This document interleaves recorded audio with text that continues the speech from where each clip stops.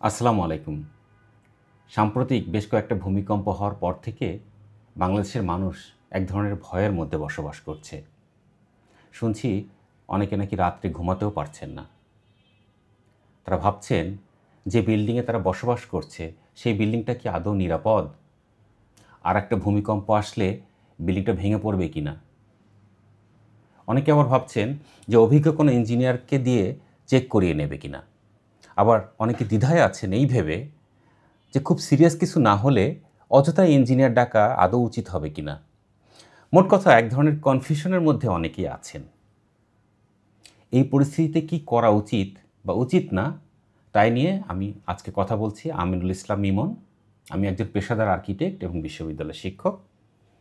Building design বা নির্মাণ এবং ইন্টেরিয়র বিষয়ে কোনো প্রশ্ন থাকলে এই কমেন্ট সেকশনে অথবা আমাকে মেইল করতে পারেন, উত্তর দেওয়ার চেষ্টা করব। আপনারা ইতিমধ্যে জানেন যে ভূমিকম্প হয়ে গেল। সবচেয়ে বড়টার মাত্রা ছিল রিক্টার স্কেলে 5.5 এবং ভূমিকম্পের কেন্দ্র ছিল ঢাকার কাছেই ঘোড়াশালে। এই ভূমিকম্পে ঢাকা এবং তার আশেপাশের জেলাগুলোতে ব্যাপক কম্পন অনুভূত হয়। 5 জনের মৃত্যুও হয় এবং শত শত দালান ক্ষতিগ্রস্ত হয়।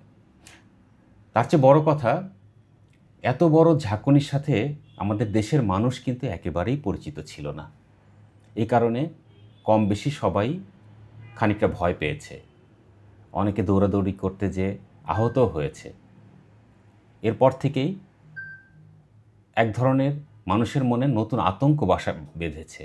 অনেকেই প্রশ্ন করছেন যে যে বিল্ডিংয়ে তারা থাকছেন সেই বিল্ডিংটা কতটা ঝুঁকিতে আছে। এই প্রশ্নের যদি শতভাগ সঠিক উত্তর চান তাহলে খুব সহজে উত্তর আপনি পাবেন না। এটার জন্য আপনাকে একজন স্ট্রাকচারাল ডিজাইনারের অধীনে একটা টিমকে নিয়োগ দিতে হবে।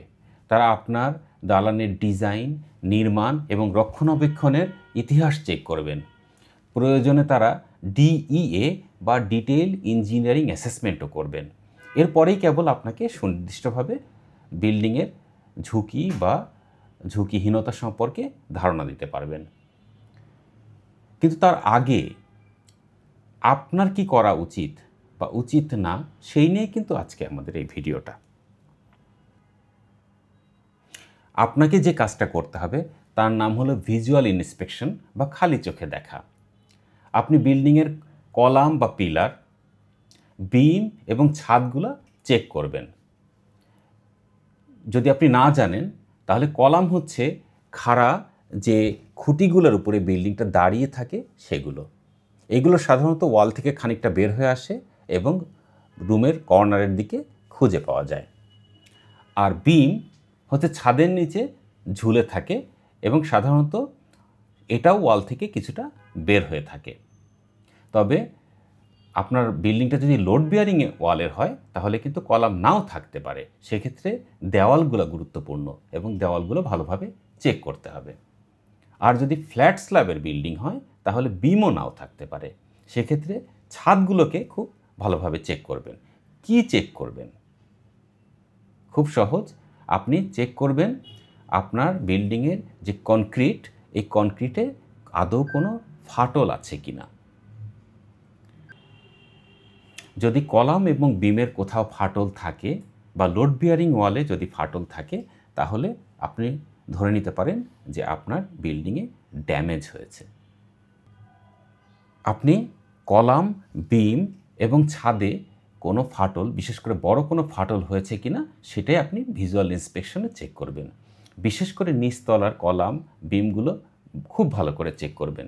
যদি ফাটল দেখা যায় বা ফাটলের পরিমাণ বেশি হয় তাহলে অবশ্যই ধরে নিতে পারেন যে বিল্ডিংয়ে কোনো না কোনোভাবে ড্যামেজ হয়েছে। এছাড়া আপনার বিল্ডিংয়ের কোনো দেওয়াল ফেটে যাওয়া বা দেওয়ালের প্লাস্টার ফাটল ধরা, দু একটা টাইলস খুলে পড়া বা পিলার এবং দেওয়ালের জয়েন্টটা খুলে যাওয়া ইত্যাদি ঘটনায় কিন্তু বিল্ডিংয়ের মূল কাঠামো ক্ষতিগ্রস্ত হয় না। এ পর্যন্ত আমরা যতগুলো খবর পেয়েছি তার মধ্যে বেশিরভাগ বিল্ডিংয়েই ক্ষতি কিন্তু এ ধরনের মিনিমাম লেভেলের। সে কারণে আপনি অনর্থক ভয়টা পাবেন না। এছাড়া অনেক বিল্ডিং সম্পর্কে গুজব ছড়িয়েছে যে বিল্ডিং হেলে পড়েছে। সত্যি হেলে পড়েছে কিনা এটা চেক করার জন্য বিল্ডিংয়ের ফ্লোরে আপনি কাচের মার্বেল রাখতে পারেন। মার্বেলগুলো যদি গড়িয়ে একদিক থেকে আরেক দিকে যায় তাহলে বুঝতে হবে যে বিল্ডিং হেলে পড়েছে। আর এরকম যদি কিছু না হয়ে থাকে তাহলে বুঝতে হবে আপনি অকারণেই টেনশন করছেন। এছাড়া আরও দুইটা প্রশ্ন কিন্তু মানুষের মনে ঘুরপাক খাচ্ছে। 1 নম্বর হচ্ছে যে এর চেয়েও বড় কোনো ভূমিকম্প খুব তাড়াতাড়ি এগিয়ে আসছে কিনা, আর 2 হচ্ছে সেরকম ভূমিকম্পে আমার বিল্ডিং টিকবে কিনা। প্রথম প্রশ্নের উত্তর হলো যে এরকম কোনো ভূমিকম্প বা এর চেয়েও বড় কোনো ভূমিকম্প আমাদের সামনে আসছে কিনা এটা সুনির্দিষ্টভাবে ভবিষ্যৎবাণী করার মতো বিজ্ঞান বা প্রযুক্তির এখনও সেই ক্ষমতাটা নাই। তবে এতগুলো ভূমিকম্পের পর এটা বলাই যায় যে ছোট হোক, মাঝারি হোক বা বড় হোক, ভূমিকম্প কিন্তু হতেই পারে। দ্বিতীয় প্রশ্ন যেটা, যে ভূমিকম্প হলে বা এর চেয়ে অনেক বড় ভূমিকম্প হলে আপনার বিল্ডিং টিকবে কিনা, এটার উত্তর হলো আপনার বিল্ডিং যদি ভালো ইঞ্জিনিয়ার দিয়ে এবং বিএনবিসি কোড মেনে ডিজাইন এবং নির্মাণ হয়ে থাকে তাহলে আপনি মোটামুটি নিশ্চিত থাকেন যে বড় ভূমিকম্পেও আপনি নিরাপদ থাকবেন। সুতরাং সব মিলিয়ে এটা বলা যায় যে আপনার ভিজুয়াল ইন্সপেকশনের মাধ্যমে যদি কোনো খুঁত ধরা না পড়ে এবং আপনি যদি জেনে থাকেন যে ভালো কোয়ালিটিতে বিল্ডিংটা নির্মাণ হয়েছে তাহলে টেনশন করার কোনো কারণ নাই। এছাড়া বাকি সবাইকে বলবো যে ভবিষ্যতে যে কোনো বিল্ডিং তৈরি, কেনা বা ভাড়া নেওয়ার আগে অবশ্যই যথাযথ ইঞ্জিনিয়ারের পরামর্শ নেবেন। ভালো থাকুন, ধন্যবাদ।